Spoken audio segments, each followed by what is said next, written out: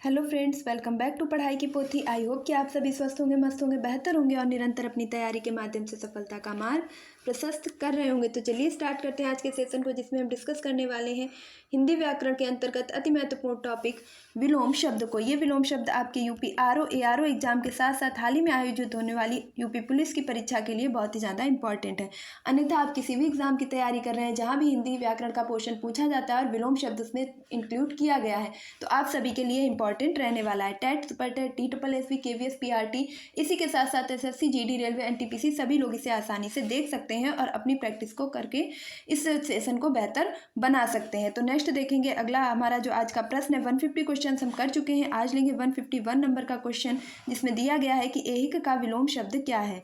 तो ऐहिक का विलोम शब्द ऑप्शन ए है क्या भौतिक है, बी क्या सांसारिक है, सी क्या पारलौकिक है या डी का यह लौकिक है। तो आप फटाफट से अपने सही उत्तर का चयन कीजिएगा। इससे पहले कि चैनल पर नए हैं तो इसे सब्सक्राइब कीजिए, बेल आइकन को प्रेस कीजिए ताकि आगे आने वाली वीडियो की सभी नोटिफिकेशन आप तक पहुंच सकें। तो यहाँ पर जो आपका राइट आंसर होने वाला है वह हो जाएगा पारलौकिक। ऐहिक का विलोम क्या हो जाएगा? पारलौकिक। ऐहिक मतलब इसी लोक का और पारलौकिक मतलब दूसरे लोक का। भौतिक शब्द का विलोम शब्द क्या हो जाएगा? आध्यात्मिक हो जाएगा। वहीं अगर ऐश्वर्य का विलोम पूछा जाए तो क्या ईश्वर होगा, दैत्य होगा, देव होगा या अनैश्वर्य होगा। तो ईश्वर और देव ये एक दूसरे के पर्यायवाची शब्द हो जाएंगे। याद रखेंगे कि पर्यायवाची सेशन भी आपका चल रहा है, वहाँ भी ज़बरदस्त प्रैक्टिस करवाई जा रही है और सभी आए हुए प्रश्नों की तो बहुत ही ज़्यादा इंपॉर्टेंट हो जाते हैं।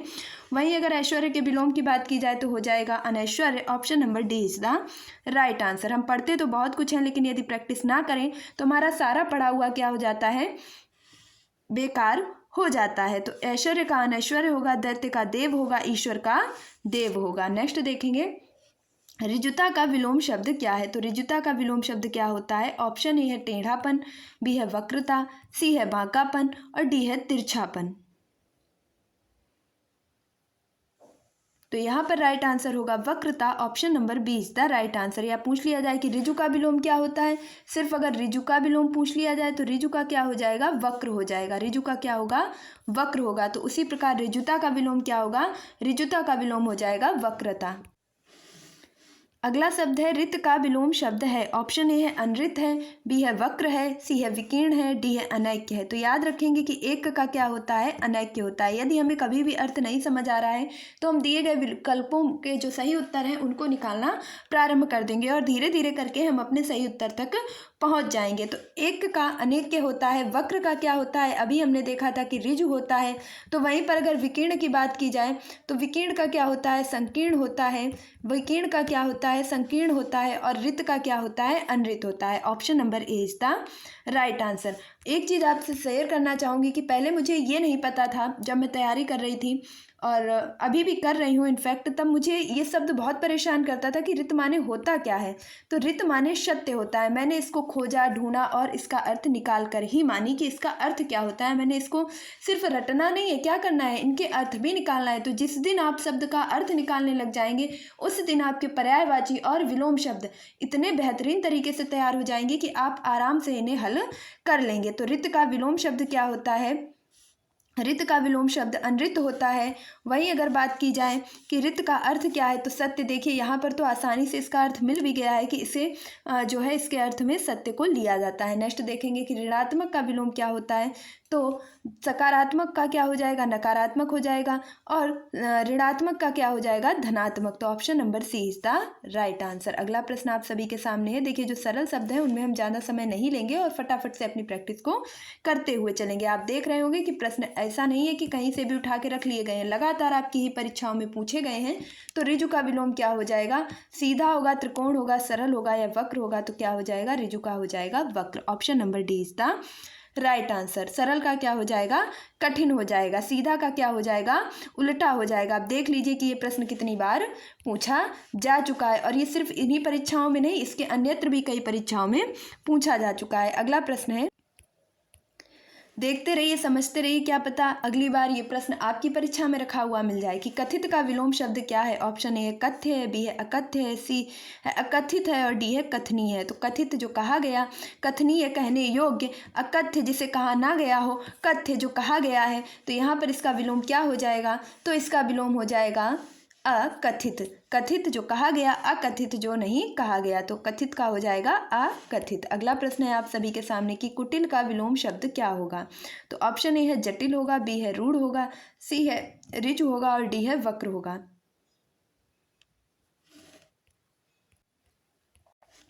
तो यहाँ पर जो आपका राइट आंसर होने वाला है वह हो जाएगा ऋजु। Option number C is the right answer. अब इसके बारे में देख लीजिएगा कि क्या बताया गया है। तो कुटिल शब्द का विलोम शब्द सरल होता है। क्या होता है? सरल होता है। वक्र तथा कठिन कुटिल शब्द के समानार्थी होते हैं। तो कुटिल माने होता है कठिन, वक्र यानी कि टेढ़ा मेढ़ा या चालाक, ये सभी किसके पर्यायवाची हो जाएंगे? कुटिल के। और इसका जो विलोम होगा वह हो जाएगा सरल। और जटिल तथा वक्र दोनों शब्दों का विलोम सरल तथा ऋजु होता है। अतः दिए गए विकल्प के अनुसार कुटिल का विलोम क्या होगा? ऋजु हो जाएगा। नेक्स्ट प्रश्न है कि कर्कश का विलोम शब्द क्या होगा? कठोर होगा, विवेकी होगा, मधुर होगा या विनम्र होगा? तो कर्कश का विलोम शब्द क्या हो जाएगा? मधुर। Option number C is the right answer. Next प्रश्न है आप सभी के सामने कि कृत्रिम का विलोम शब्द क्या होगा? प्राकृतिक होगा, स्वनिर्मित होगा, स्वाभाविक होगा या स्वचलित होगा? तो कृत्रिम का हो जाएगा प्राकृतिक। Option number A is the right answer. Next देखेंगे अगला प्रश्न है आप सभी के सामने कि इसकी व्याख्या को भी देखेंगे कि जैसे कृत्रिम का प्राकृतिक है उसी तरीके से नैसर्गिक भी इसका विलोम शब्द हो सकता है। जबकि स्वाभाविक का विलोम शब्द क्या होगा? तो अस्वाभाविक। अगला प्रश्न है कि कौटिल्य का विलोम शब्द क्या होगा? ऑप्शन ए है मार्दव होगा, बी है आर्जव होगा, सी है मृदुलता होगा या डी है आर्तव होगा? तो यहाँ पर राइट आंसर जो होने वाला है वह हो जाएगा बी, यानी कौटिल्य का विलोम शब्द आर्जव होगा। नेक्स्ट प्रश्न है और उसका उत्तर भी आपको दिख चुका है, तो ज़्यादा समय नहीं लेंगे। तो क्रस का विलोम क्या हो जाएगा? हष्ट पुष्ट। क्रस माने होता है दुबला पतला या छीण, और वहीं इसका विलोम शब्द हो जाता है हष्ट पुष्ट। नेक्स्ट प्रश्न है आपके सामने, क्रस का विलोम शब्द है। ऑप्शन ए है मजबूत, बी है पहलवान, सी है कमजोर। तो क्रश का जो अर्थ होता है वह कमजोर ही होता है, इसलिए ये तो इसका क्या होगा? पर्यायवाची हो जाएगा। ये अर्थ नहीं होने वाला है। मजबूत और पहलवान इसके तत्सम तद्वय या कह सकते हैं इसके शब्द की जो प्रकृति है उसके साथ मेल नहीं खाते हैं, जबकि इसका अर्थ कमजोर होता है। पहलवान तो पहलवान हो जाएगा इसका, लेकिन नहीं, इसका सटीक अर्थ क्या होगा? पुष्ट। तो option number C is the right answer. अगला प्रश्न है आप सभी के सामने जो कि यूपी एपीओ एग्जाम में पूछा जा चुका है कि कृतज्ञ का विलोम क्या होगा? ऑप्शन ए अकृतज्ञ होगा, बी संवेदनहीन होगा, सी कृतज्ञ होगा या जड़ होगा? तो जड़ का हो जाएगा चेतन। जड़ का क्या हो जाएगा? चेतन हो जाएगा। और संवेदनहीन का हो जाएगा संवेदनशील हो जाएगा, संवेदनशील हो जाएगा। और कृतज्ञ का क्या हो जाएगा? कृतज्ञ। Option number C is the right answer. कृतज्ञ जो किए गए उपकार को मानता हो और कृतज्ञ जो किए गए उपकार को ना मानता हो। नेक्स्ट प्रश्न देखेंगे। अगला प्रश्न है आप सभी के सामने, कपटी का विलोम शब्द क्या होगा? ऑप्शन ए है धूर्त होगा, बी है निष्कपटी होगा, सी है विद्वान होगा या डी है चालाक होगा? तो कपटी का क्या हो जाएगा? निष्कपटी। Option number B is the right answer. बल्कि धूर्त, चालाक ये तो सभी क्या हो जाएंगे? इसके पर्यायवाची हो जाएंगे। विद्वान क्या होगा? इनसे बिल्कुल अलग हो जाएगा। तो यहाँ पर जो राइट आंसर निकल के आएगा वह हो जाएगा निष्कपटी। और अगले प्रश्न की तरफ बढ़ेंगे। नेक्स्ट प्रश्न आपसे कह रहा है कि कुसुम का विलोम शब्द क्या होगा? तो फटाफट से अपनी तैयारी को आगे बढ़ाइए और फटाफट से सही उत्तर करते जाइए कि कुसुम का विलोम क्या होगा? तो कठोर होगा। तो आपको बता दें कि कोमल का क्या होता है? कठोर होता है। कोमल का कठोर होता है, जो एक दूसरे के पर्यायवाची हो जाएंगे। पाहन किसका होता है? तो पत्थर का पर्यायवाची एक पाहन भी होता है। पाहुन माने क्या होता है? तो पाहुन माने आपके अतिथि होता है। दोनों में समश्रुति भिन्नार्थक के अर्थात अर्थ को भी समझते हुए चलेंगे कि पाहन माने पत्थर, जबकि पाहुन माने क्या होता है? तो अतिथि होता है। और वहीं पर कुसुम का जो विलोम है वह वज्र हो जाएगा। Option number B is the right answer. अगले शब्द की तरफ बढ़ते हैं और शब्द कह रहा है कि कल्पित का विलोम शब्द क्या होगा? ऑप्शन ए है कल्पनाहीन होगा, बी है कल्पना युक्त होगा, और सी है यथार्थ होगा, और डी है प्राकृतिक होगा। तो प्राकृतिक का क्या हो जाएगा? कृत्रिम हो जाएगा। कल्पनाहीन का कल्पनाशील हो जाएगा। और कल्पित का कल्पनायुक्त तो बिल्कुल भी नहीं होगा, क्योंकि यहाँ पर कल्पना की बात की जा रही है और वहाँ पर भी कल्पना की बात की जा रही है। तो जो विलोम हो जाएगा वह विलोम हो जाएगा आपका यथार्थ। कल्पित जिसकी कल्पना की जा रही हो, यथार्थ जो वास्तविकता में हो। तो option number C is the right answer. Next देखेंगे कि कनिष्ठ का विलोम शब्द क्या होगा? ऑप्शन ए है ज्येष्ठ होगा, बी है अनुज होगा, सी है निष्ठ होगा और डी है अनिष्ठ होगा।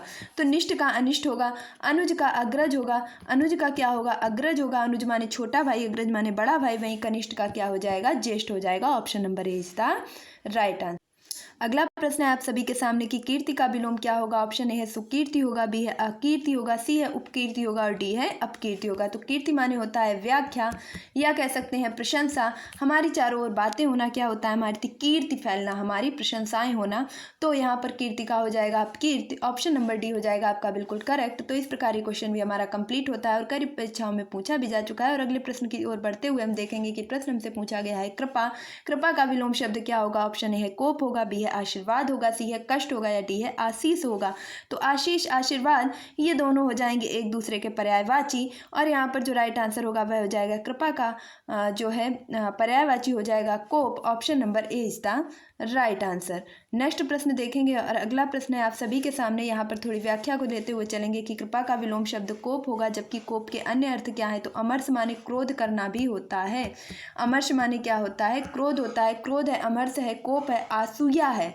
आसूया आक्रोश, ताप, संताप, क्षोभ और रुष्ट, ये क्या होंगे, सभी क्रोध के पर्यायवाची होने वाले हैं। नेक्स्ट देखेंगे अगला प्रश्न कह रहा है कि करुण का पर्यायवाची क्या होगा। दयालु होगा, तो करुण और दयालु तो एक ही बात हो गई है कि निर्दय होगा।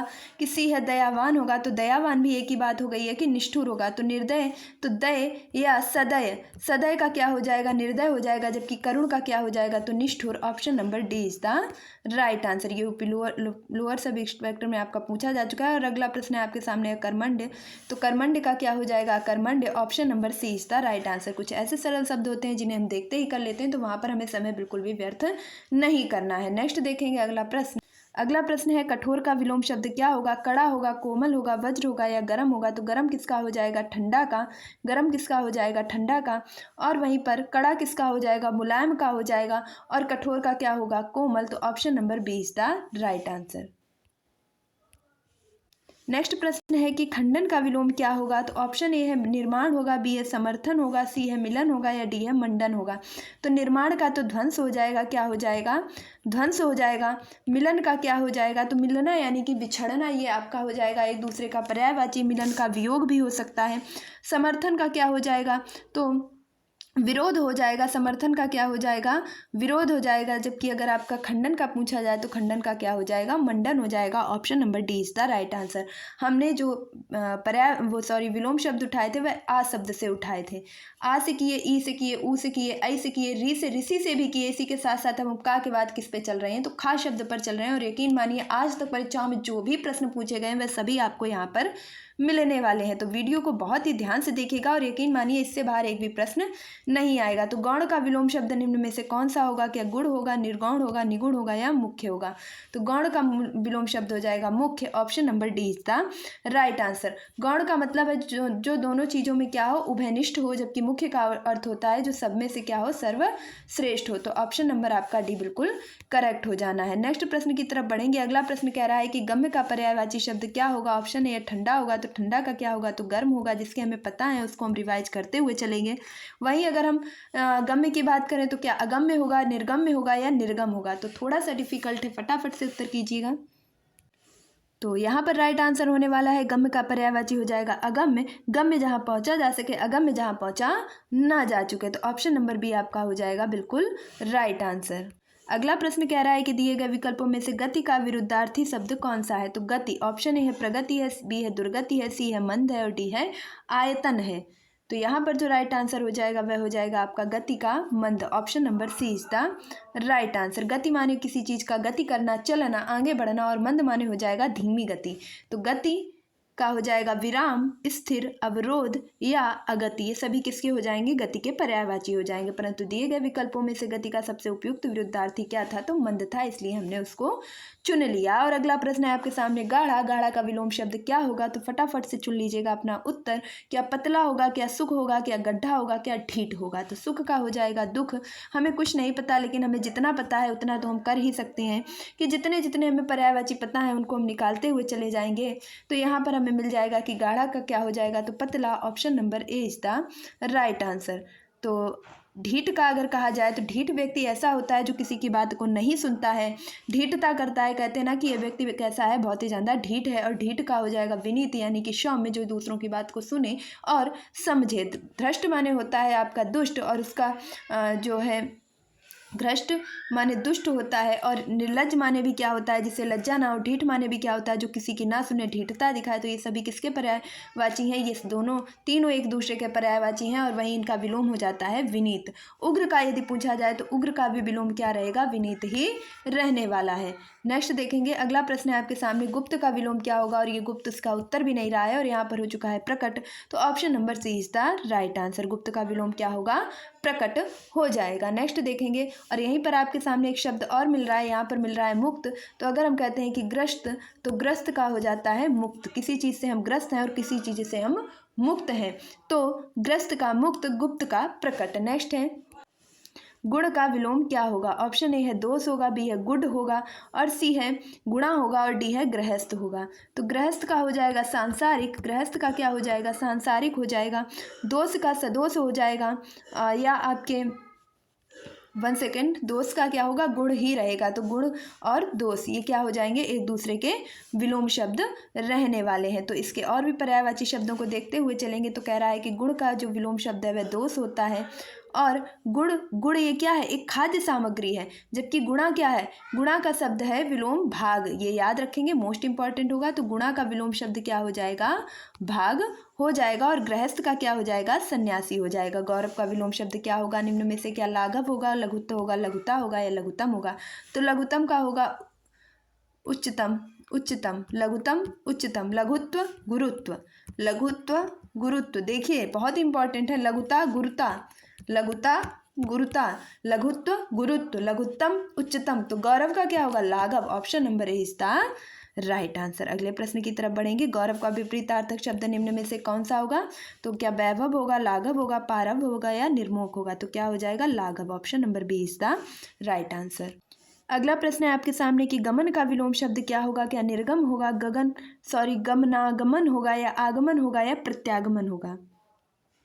तो आगमन का प्रत्यागमन होगा, जबकि गमन का क्या होगा, तो आगमन होगा। Option number C is the right answer. गमन मतलब चले गए, और आगमन मतलब आ गए। तो फिर से देख लीजिएगा कि गमन का विलोम होगा आगमन।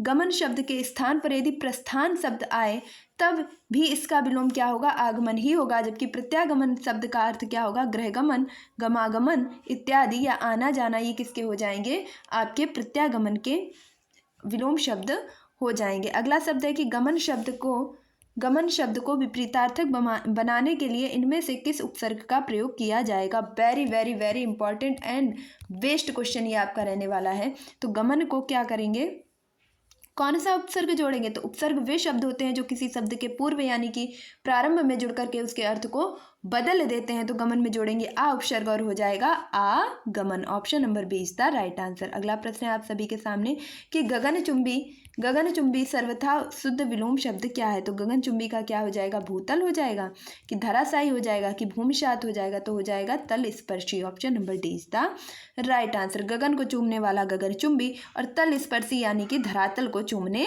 वाले को कहेंगे तल स्पर्शी। ग्रस्त का विलोम क्या होगा, अगर आपने दिया होगा व्याख्या पर थोड़ा भी ध्यान तो आराम से कर पाएंगे इस प्रश्न का उत्तर। क्या मुक्त होगा, सुप्त होगा, लुप्त होगा, या ग्राह्य होगा। तो याद रखेंगे कि ग्राह्य का होगा त्याज्य, ग्राह्य का क्या होगा, त्याज्य होगा।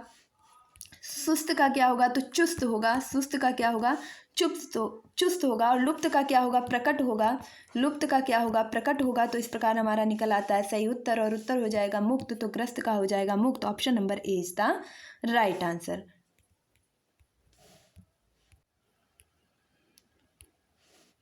अगला प्रश्न है आप सभी के सामने कि ग्रामीण का विलोम शब्द क्या होगा। ऑप्शन ए है क्या देहाती होगा, बी है क्या शहरी होगा, सी है क्या गंवार होगा, डी है क्या बुद्धिमान होगा। तो बुद्धिमान का तो इससे कोई अर्थ नहीं निकल रहा है।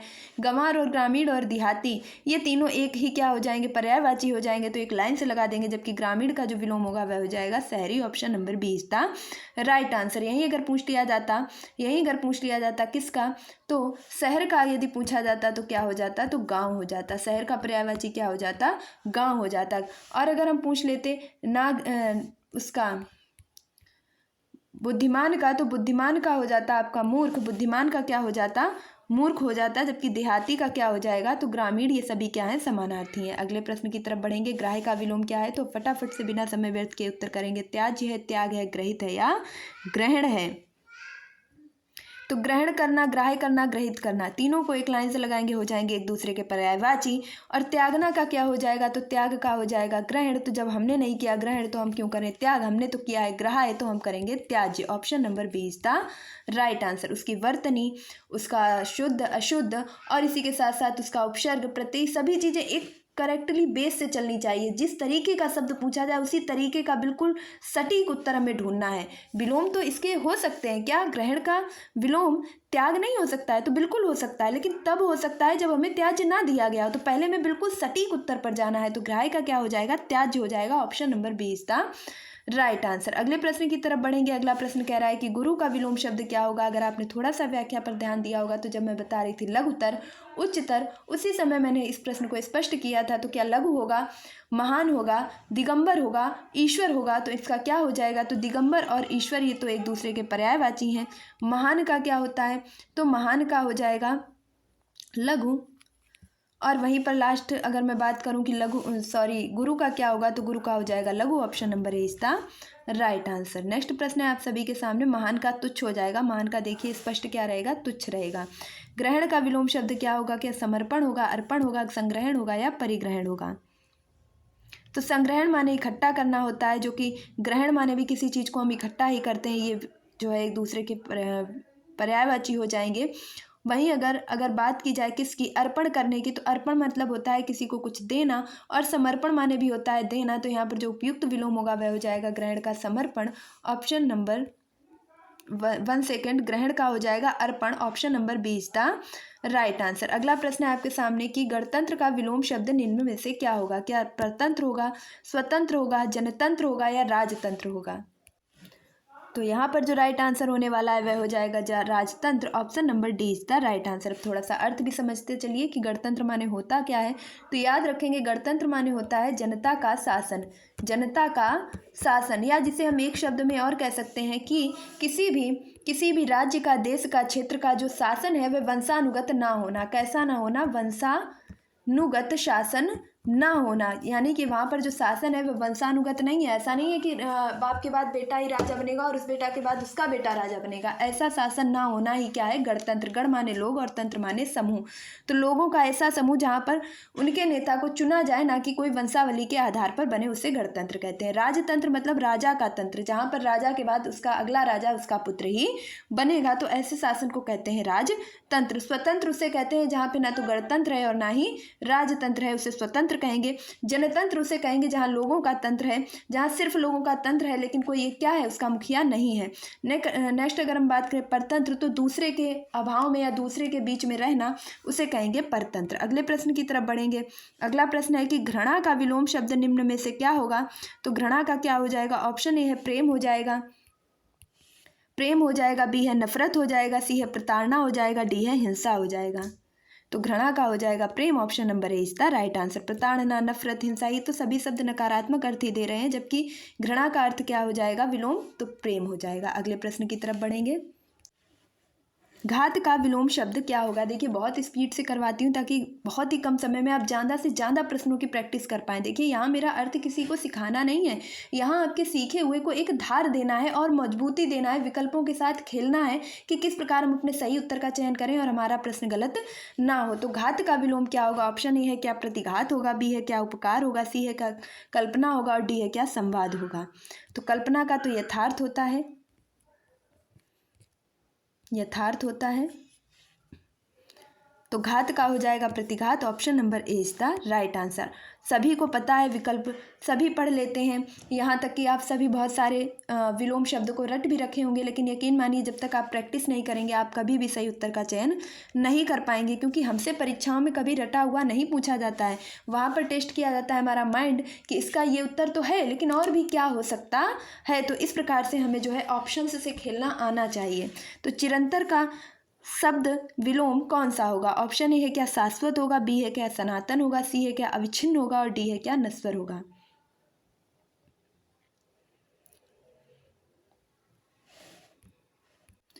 तो यहाँ पर जो राइट आंसर होगा वह हो जाएगा नश्वर। Option number D is the right answer. चिरंतर और शाश्वत, जो हमेशा रहने वाले हैं उसे भी चिरंतर कहते हैं और शाश्वत भी उसे कहते हैं जो हमेशा रहने वाले हो, जबकि क्षणिक वह होता है जो कुछ क्षणों के लिए ही रहता हो, उसी में आ जाएगा आपका नश्वर।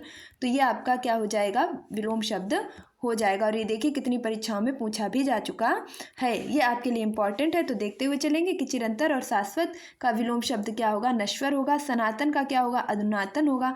और अविच्छिन्न का विलोम शब्द क्या होगा, विच्छिन्न होगा। चुस्त का विलोम शब्द क्या होगा, कसावट होगा, ढीला होगा, कड़ा होगा या कठोर होगा। तो कठोर, कसावट, कड़ा ये सभी एक ही अर्थ दे रहे हैं, जबकि इसका सही आंसर क्या हो जाएगा, ढीला। तो option number B is the right answer. जरूरी नहीं कि हमने वो शब्द पढ़ रखा हो तभी हम उसका विलोम शब्द कर पाएं, हम उसका सामान्य अर्थ निकाल करके भी ऑप्शन से सही उत्तर का पता लगा सकते हैं। तो चेतन का विलोम शब्द क्या होगा, ऑप्शन ए है निचेतन होगा, बी है निकेतन होगा, सी है अचेतन होगा या डी है सचेतन होगा। तो चेतन, चेतना में सचेतन भी चेतना के साथ, तो ये दोनों तो एक दूसरे के समानार्थी हो गए। निकेतन माने क्या होता है, तो घर या भवन या आलय या सदन, ये क्या होते हैं, निकेतन के अर्थ होते हैं। तो यहाँ पर राइट आंसर होगा अचेतन। Option number C is the right answer. चेतन जो चेतना में हो उसे चेतन कहते हैं, अचेतन जो चेतना में ना हो। जैसे हम बात करेंगे कि वृक्ष कैसे हैं, तो हमारे चेतन हैं, जबकि हमारे कुर्सी, मेज, सोफा ये सभी कैसी चीज़ें हैं, तो अचेतन है, निर्जीव हैं। तो अगला प्रश्न है आपके सामने कि चोर का विपरीतार्थक शब्द क्या होगा। ऑप्शन ए है क्या चोरी छिपे होगा, बी है क्या सीना जोरी होगा, सी है क्या साह होगा और डी है क्या साहूकारी होगा।